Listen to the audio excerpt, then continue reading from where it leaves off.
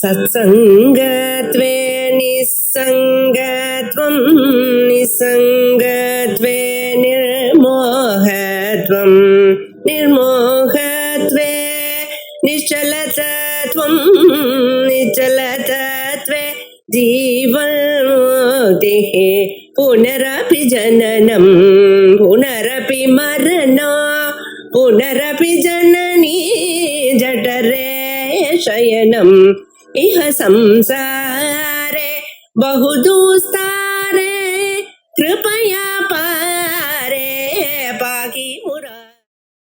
श्री गुरुभ्यो नमः। सिद्धान्तबिन्दु ಮೊದಲು அனைகாமிகத்வாதி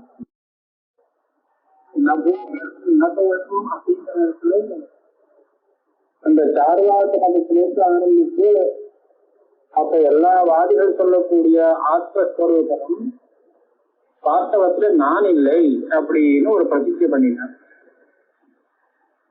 சொன்னார், தேகம் ஆரப்த கேவல போக்திரு பரியந்தானாம் தத்தத் வாதி அபியுபகதானாம் அனாத்மத்துவம் பிரதிஜாத்தம் போதி. இது எதுவுமே ஆத்மா இல்லை, அவ சொல்றதுலாம் வேற எதையோ ஆத்மான்னு சொல்றா. அப்படியே பிரதிஜை பண்ணினார். அதுக்கு பிரமாணம் காண்பிக்கிறார். தத்திர சேதுமாக அனைகாந்திகத்வா அப்படின்னா என்னதுன்னா வியபிச்சாரித்வாத்னு இன்னொரு சப்தத்தை போட்டார். அதுவும் புரியல. அதுக்காக வினாசித்வாதிக்கு ஆபத்து. அதாவது ஆத்மா இல்லாம போகாது. ஆனா நீங்க சொல்லக்கூடிய ஆத்மா இருக்கே, அது ஒரு காலத்துல இல்லாத போயிடுது. அதனாலேயே அது ஆத்மா இல்லைன்னு சொல்லணும். கரெக்ட்.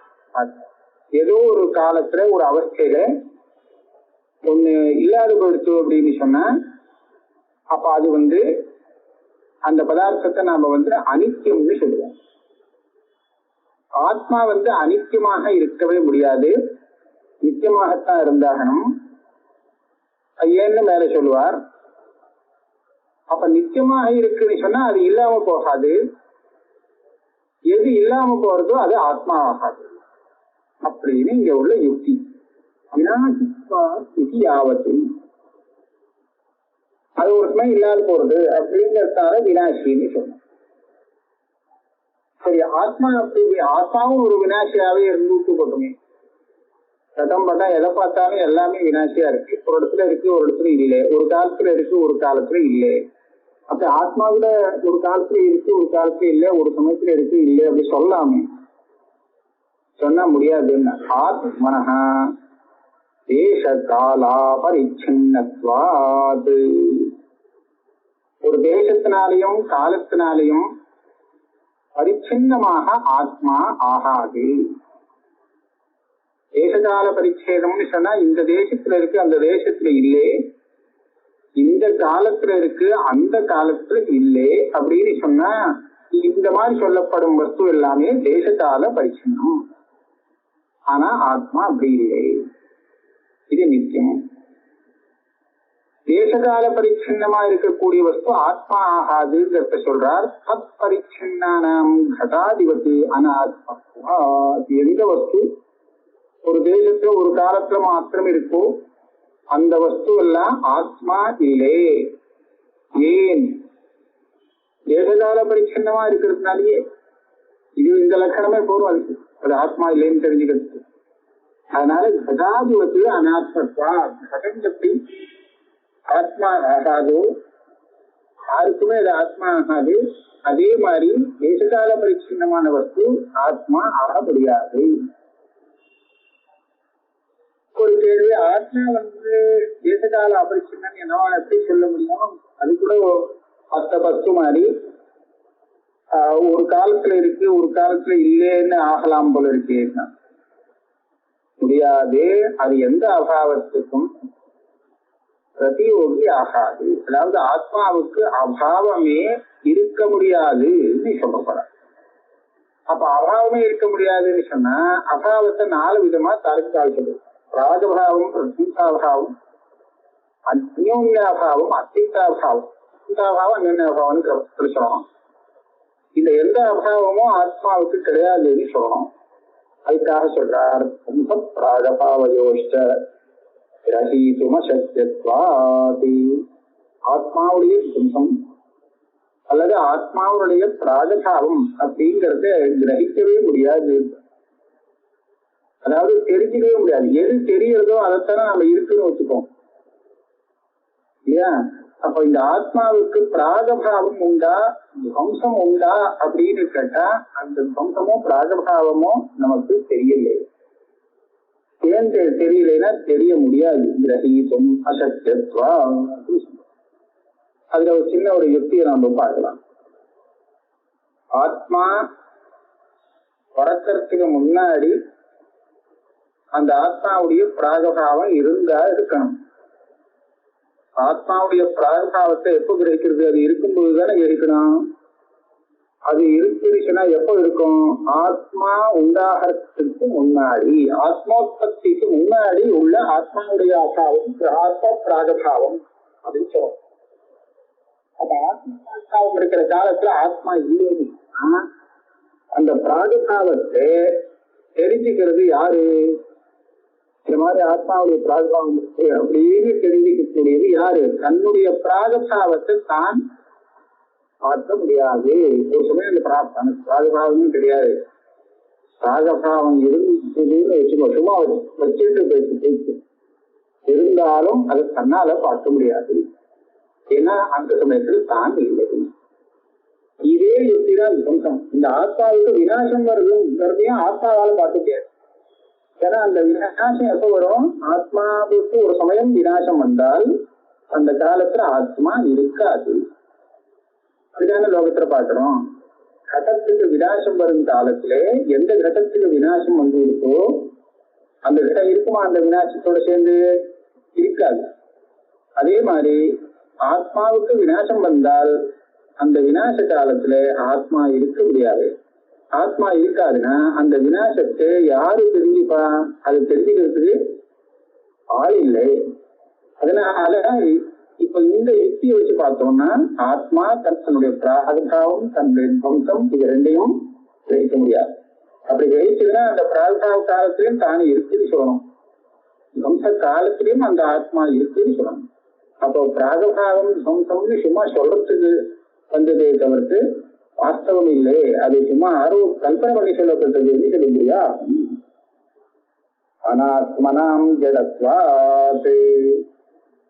அப்போ கேட்பான், இந்த ஆத்மா தான் நீங்க ஆத்மபிராகபாவத்தையும் ஆத்மதுவம்சத்தையும் கிரகிச்சுக்கிறது, அனாத்மா சொல்லிடோ அதை பார்த்து தெரிஞ்சுக்கிட்டுமே ஆத்மா இல்லை அப்படின்னு. எப்படி ஆத்மா கதாதிகள் இருக்கும் நிலையையும் அறியறது, அது இல்லாத நிலையையும் அறியறது.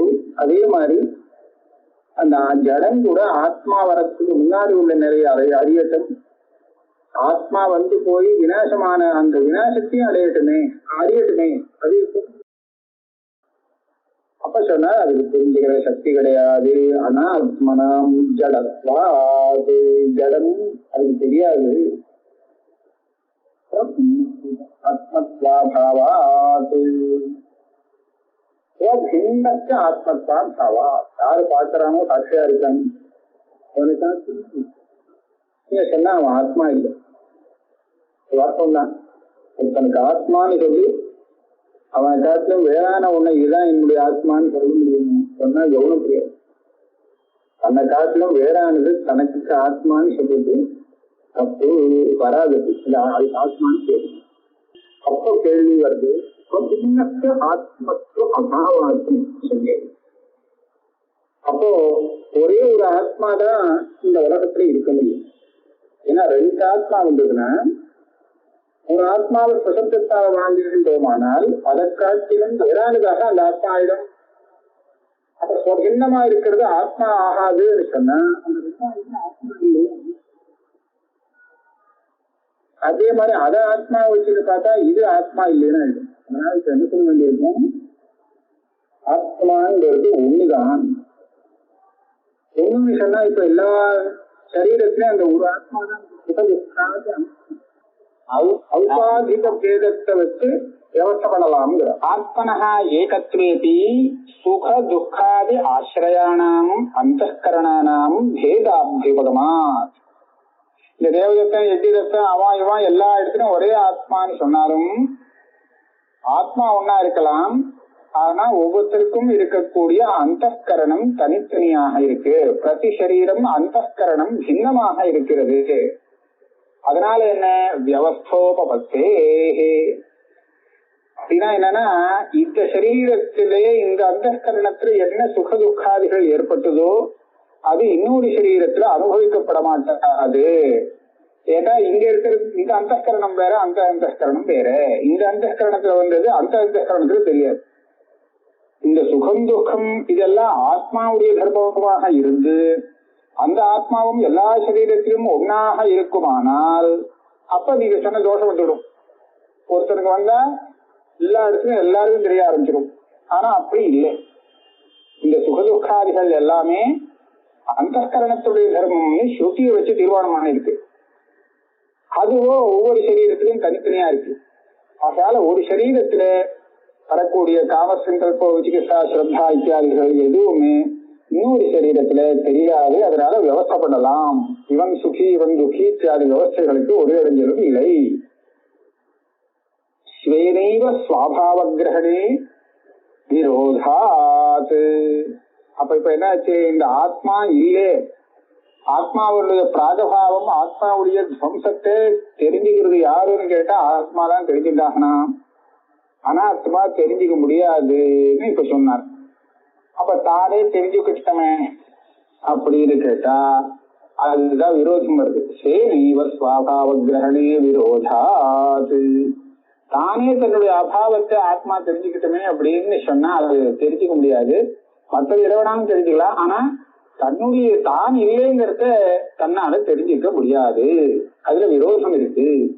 ஏன் அப்படின்னு, கிராஹ்ய காலே கிராஹகா பாவாத். இப்ப தன்னுடைய அபாவத்தை இவன் தெரிஞ்சுக்கணும் அப்படின்னு சொன்னா அந்த அபாவம் எப்ப இருக்குமோ அந்த சமயத்துல தான் இருக்க முடியாது. கட்டம் எப்ப இல்லையோ அப்பதானே கட்டாபாவம் இருக்கும். அப்படின்னா அப்ப கட்டம் இல்லை. அதே மாதிரி ஆத்மாவுடைய அபாவமானது ஒரு சமயம் இருந்ததுன்னா அப்ப அந்த சமயத்துல ஆத்மா இருக்க முடியாது. ஆத்மாதான் அந்த அபாவத்தை தெரிஞ்சுக்கணும்னு சொன்னா அது இருந்தா தானே தெரிஞ்சுக்க முடியும்.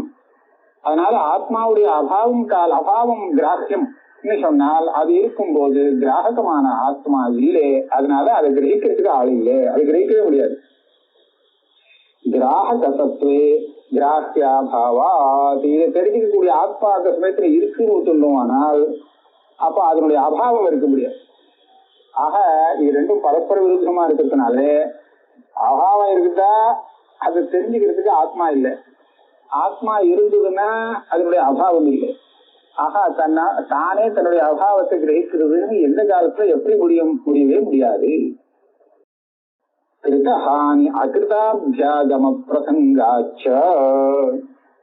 கிருதஹானி அகிருதாபியாகம்னு ஒரு ரெண்டு தோஷம் வரும். இது எப்போ, ஆத்மாவுக்கு விநாசம் ஒத்துண்டால்.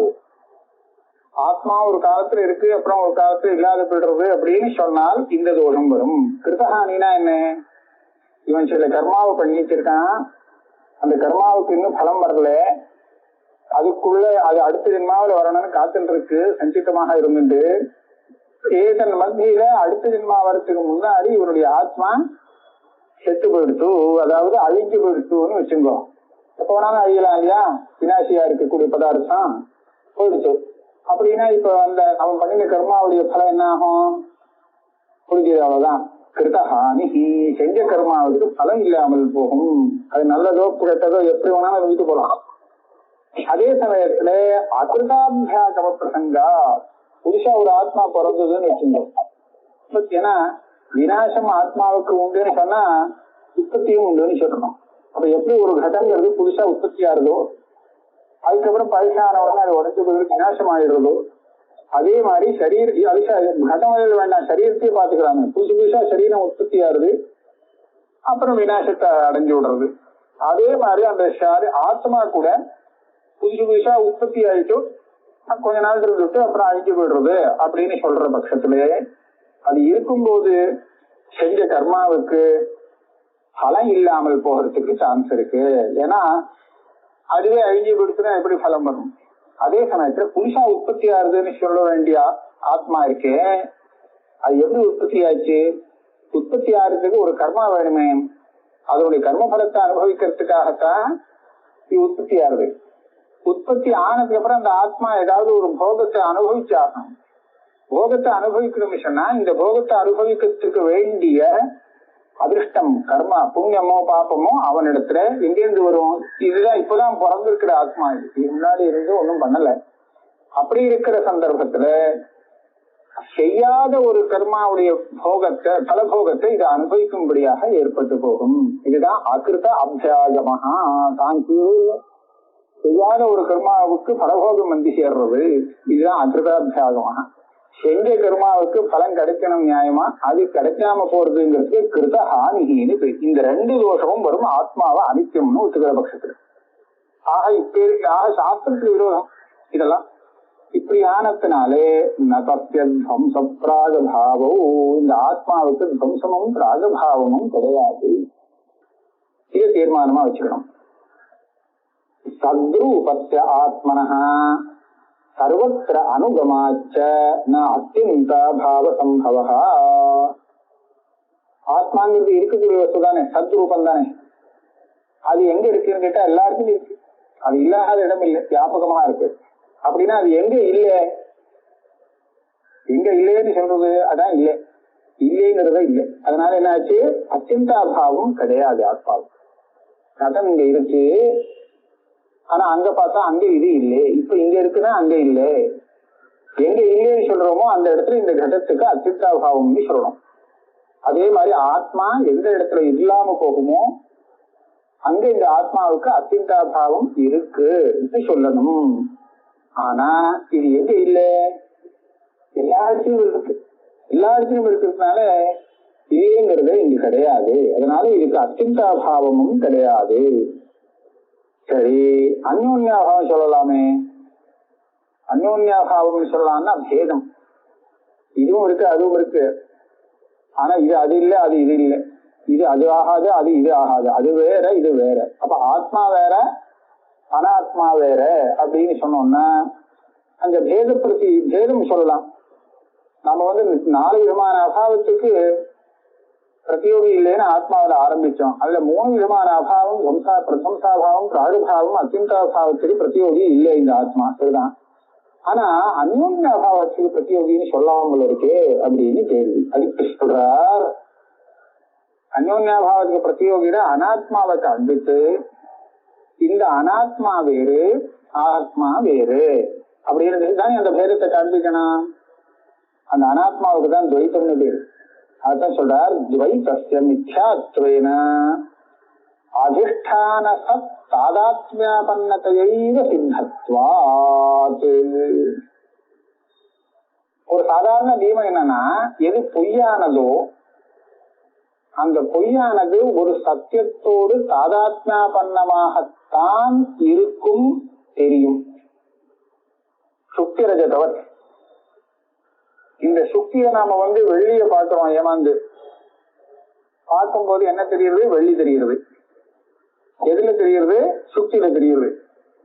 சுக்தியும் ஒண்ணு இருக்கணும், அந்த சுக்தி தான் வெள்ளியாக தெரிய முடியும். ஒண்ணுமே இல்லைன்னா அங்க வெள்ளி தெரிய முடியாது.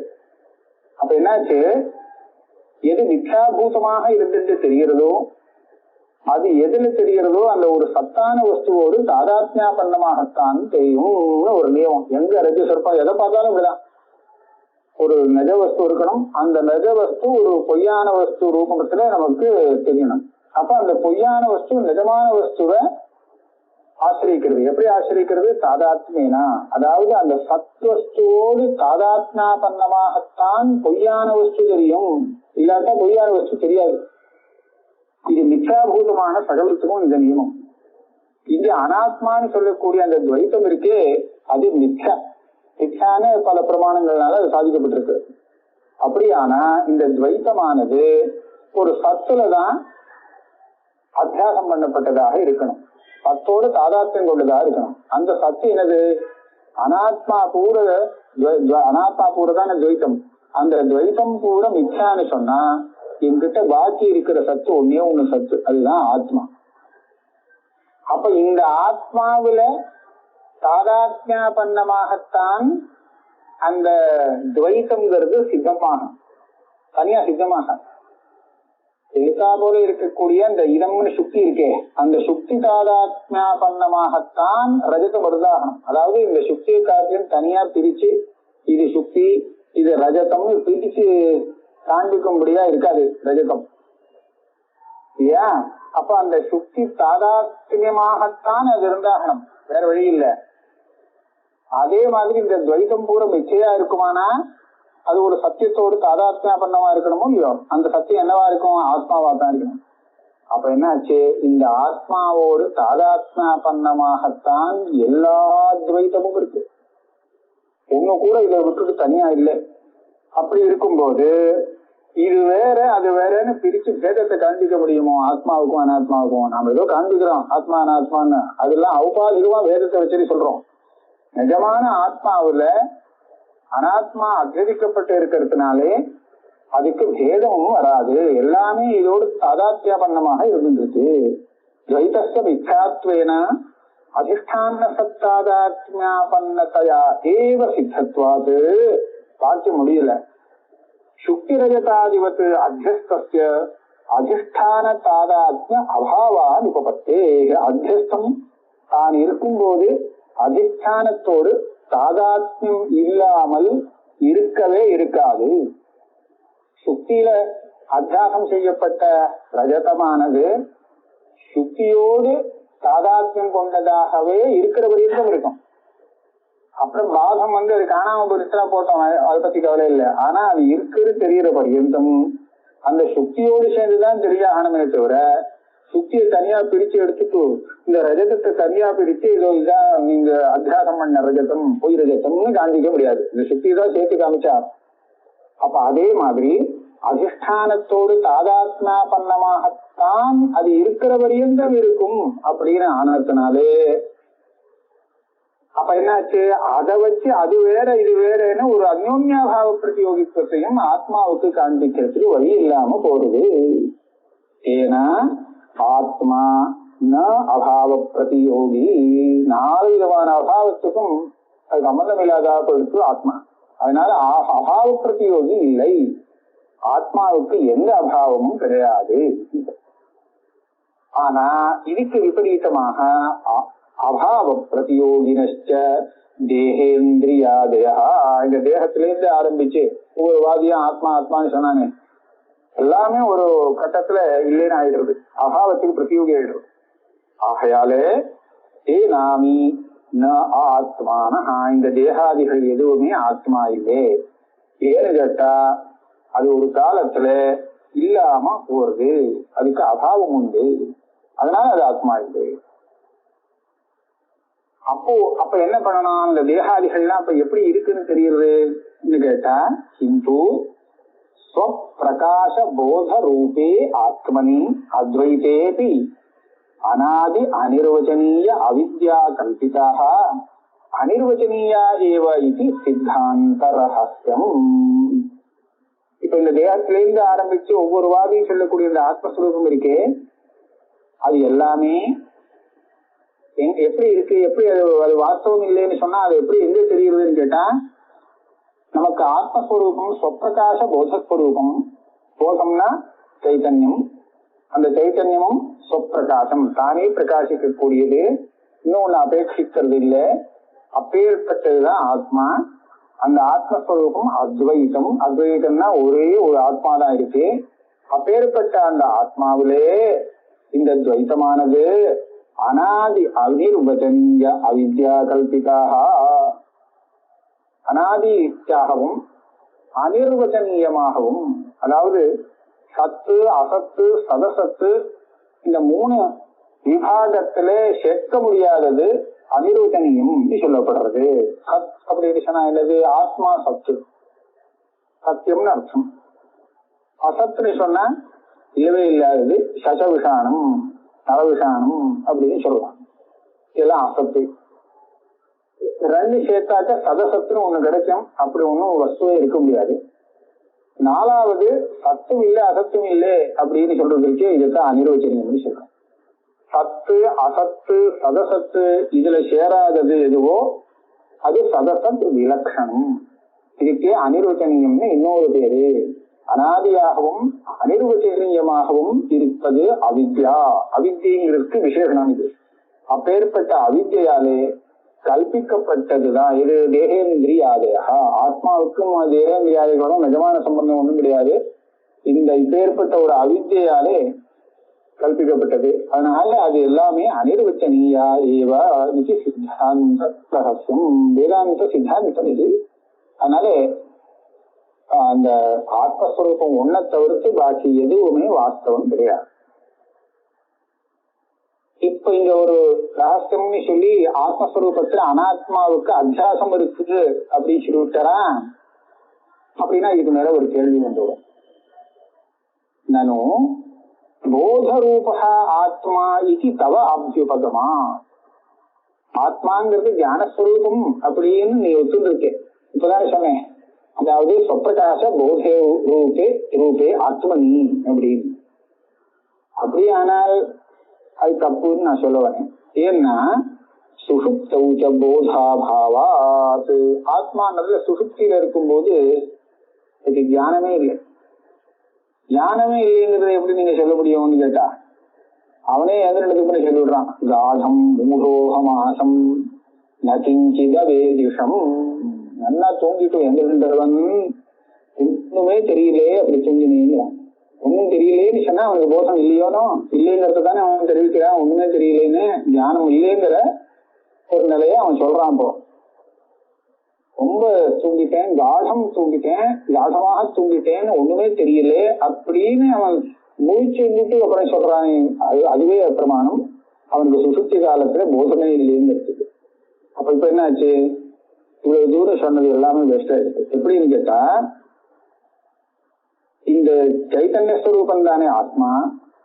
இந்த சைத்தன்ய ஸ்வரூபம் சுசுப்தி காலத்துல இல்லையோனோ, அப்படின்னா இந்த சைத்தன்யத்துக்கு அபாவம் வந்து கொடுத்து இது அபாவத்துக்கு பிரதியோகி இல்லை அப்படின்னு நீங்க என்னமா சொல்ல முடியுது? ஜாகிரத்திலையும் சொப்னத்திலையும் நான்கிறது இருக்கிறது தெரியுது, எல்லாருக்கும் தெரியுது, நான் இருக்கேங்கிறது தெரியுது. ஆனா சுசுப்திக்கு போயிட்டான்னா அப்புறம் இல்லை. இது அப்ப ஆத்மா கூட இல்லாம போகலாமே, அதுவும் விபச்சாரி தானே. அப்போ இந்த ஒரு காலத்துல எது இல்லாம போயிடுறதோ அது ஆத்மா ஆகாது அப்படின்னு நீங்க சொன்னால், நீங்க சொல்லக்கூடிய அந்த சுத்த சைத்தன்ய ரூபம் கூட ஆத்மா ஆக முடியாது. ஏன்னா சுசுப்தி காலத்துல அது இல்லாத போயிடுறது அப்படின்னு ஒரு சங்கை. கதம் அவ்யபிச்சாரிதா தஸ்ய, அந்த ஆத்மா அவ்யபிச்சாரி நீங்க என்னமா சொல்ல முடியும்? அதுக்கு காரணம் சொல்றார், சுசுப்தியேக சித்தா. சுசுப்தியேக சித்தா. சுசுப்தியை இன்னும் கொஞ்சம் விசாரம் பண்ணி பார்த்தான், சரியா விசாரிச்சு பார்க்கலாம். ஏந்திரண்டு அவன் பாடி சொல்றானேன்னு வச்சுட்டு அதை நம்ப முடியாது. காடம் மூடோகமாசம் நகிஞ்சி தவேதிஷம் அப்படின்னு இவன் சொல்றானே, இவன் சொன்னதுக்கு அவன் சொன்னபடி அப்படியே அர்த்தத்தை எடுத்துட்டா சரியா வரும். அவன் சொன்னதே தப்பா போகும். நல்லா தூங்கினேன், ஒண்ணுமே தெரியல அப்படிங்கறதுதான் அவன் சொல்றான். போயிட்டுவன் ஒண்ணுமே தெரியாம தூங்கினேன் அப்படின்னு சொன்னா ஒண்ணும் தெரியலேங்கிறத இவன் ஞாபகப்படுத்தி சொல்றான் இல்லையா? ஞாபகப்படுத்தி சொல்றான்னு சொன்னா முன்னாடி அவன் தெரிஞ்சிட்டு இருந்தா தானே ஞாபகம் வரும். அனுபவம் வந்தா ஞாபகங்கிறது ஸ்மரணம். ஸ்மரணம் எப்ப வரும்? ஏற்கனவே அவன் அனுபவிச்சிருந்தான்னா அந்த விஷயத்த பశ్చాத்து அவன் ஞாபகப்படுத்திக்க முடியும். இப்ப சுசுப்தி காலத்துல ஒண்ணுமே தெரியலேங்கிறத இவன் முடிச்சுட்டதுக்கு அப்புறம், அதாவது சுசுப்தி இல்லாத காலத்துல ஞாபகப்படுத்தி சொல்லியானும். ஞாபகப்படுத்தி சொல்லணும்னா அவன் அதுக்கு முன்னாடி அதை அனுபவிச்சாக. அனுபவிக்கணும்னா எப்போ அனுபவிக்கிறது? சுசுப்தி காலத்துல தானே அனுபவிச்சாகணும். சுசுப்தி நிலையில அவன் எப்படி இருந்தாங்கிறத அவன் அந்த காலத்துல அனுபவிச்சாம எப்படி தெரிஞ்சுக்க முடியும்? அதனால சுசுப்தியிலேருந்து முயற்சிகள் ஒண்ணும் தெரியலேன்னு அவன் ஞாபகப்படுத்தி சொல்றான்னு சொன்னாலே இதுவே நமக்கு ஒரு சாதனம் பண்ணிடுறது. இவன் சுசுப்தி காலத்துல அதை அனுபவிச்சிருக்கான். அந்த விஷயத்த அனுபவிச்சுட்டு அப்புறம் முயற்சியிலே அவன் பாட்டுக்கு ஞாபகப்படுத்தி சொல்றான், இப்போ ஒன்னும் தெரியல அப்படின்னு. ஒன்னும் தெரியலேங்கிற அர்த்தத்தை இப்ப என்னவா சொல்றது? தெரிஞ்சதுதான் அவன் இல்லைங்கிறான், ஒன்னும் தெரியலைங்கிறான். அதிஞ்சித வேதிஷம் அப்படிங்கிறது தெரிஞ்சு போச்சு அவனுக்கு. சுத்தமா இருந்தேன் அப்படிங்கிறது தெரிஞ்சு போச்சு. சௌக்கியமா தூங்கினேங்கிறது தெரிஞ்சிருக்கு. அது தெரியலையா அப்படின்னு கேட்டா இல்லையா அது தெரிஞ்சதுன்னு தெரியலேன்னு சொன்னா பேசவே முடியாது இவனால். நல்லா தூங்கினேங்கிறது சந்தேகம் இல்லாம அவனுக்கு தெரியுது. அதனால அந்த சமயத்துல சுசுப்தி காலத்துல இந்த ஆத்மாவுடைய அபாவம் சொல்ல முடியாது. அதாவது ஆத்மா சைத்தன்ய ஸ்வரூபம்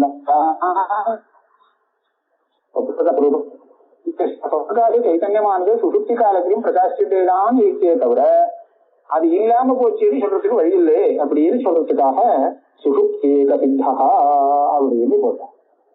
அயம் அர்த்தா. இந்த சுசுப்தேக சித்தாங்கிறதுக்கு அர்த்தம் சொல்லணும். இதை நாம அடுத்த கிளாஸ்ல பார்க்கலாம்.